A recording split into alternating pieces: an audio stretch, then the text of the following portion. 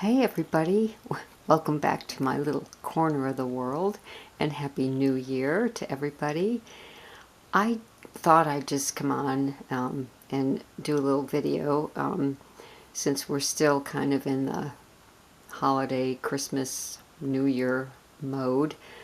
We still have most of our Christmas things up. We haven't taken our outside decorations down yet.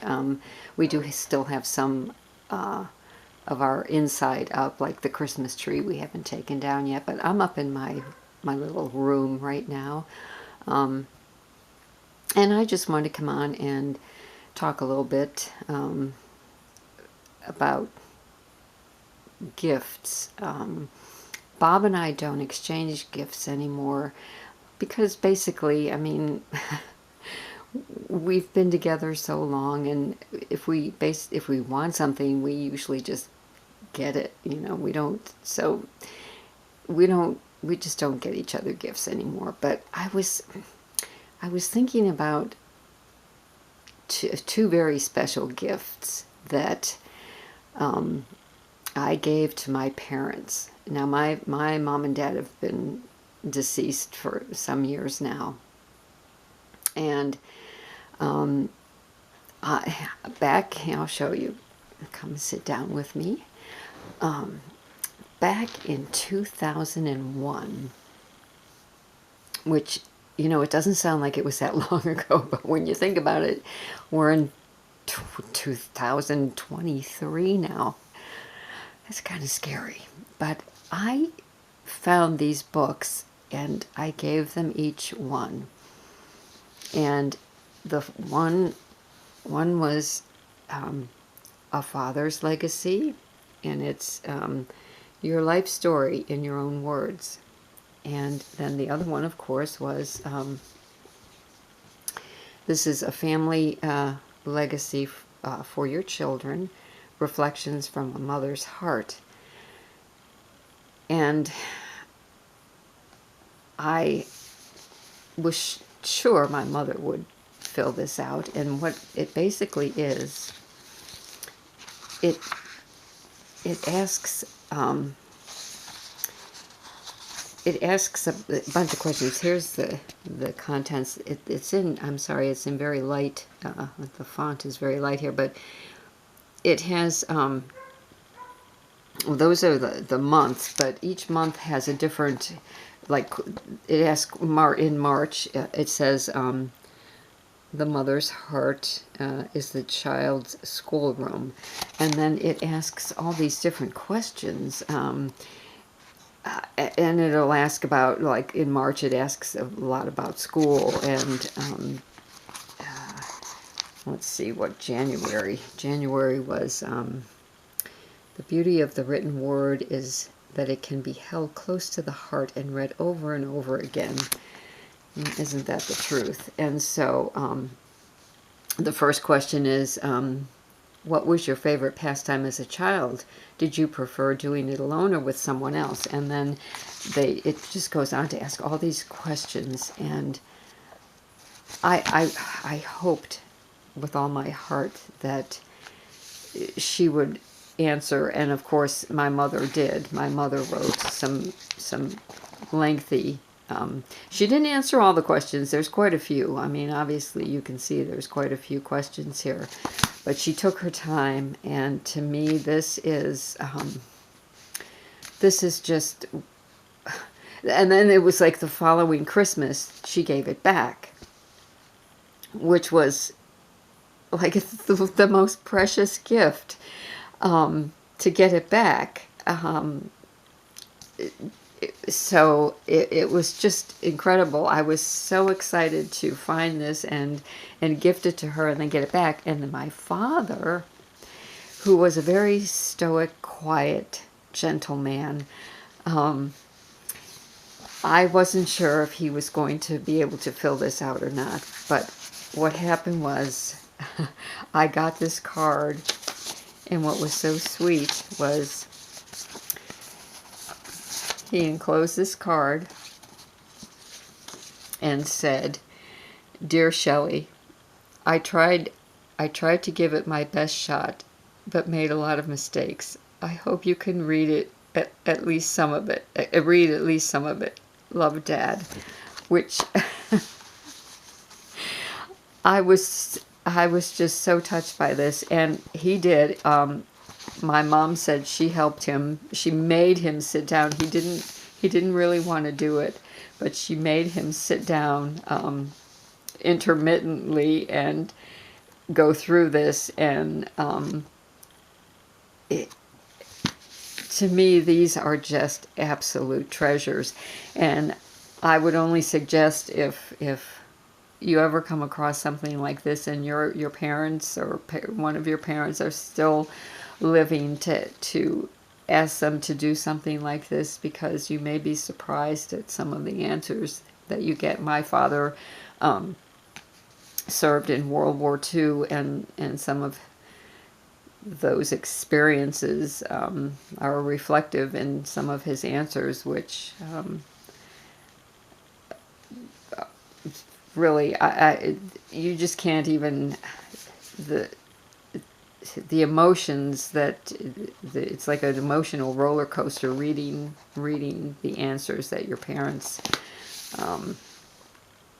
write in these books.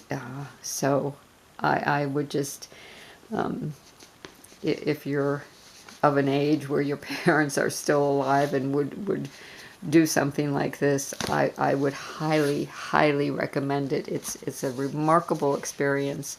You give it to them 1 year, they give them a full year to fill out all the answers, and then they gift it back to you the following year. Absolutely incredible experience. I'm so glad that I did that. And like I said, my dad passed before my mother, and then she lived on quite a few years after he had passed on, and then she passed away. And it's just it's crazy how time flies. Yeah, like I said, this is 2023, and it seems like we were just all getting ready for the year 2000, like yesterday. Doesn't it seem like that?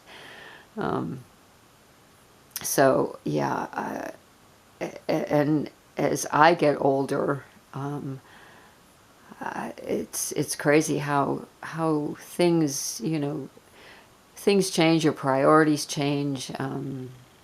Some things just aren't important anymore.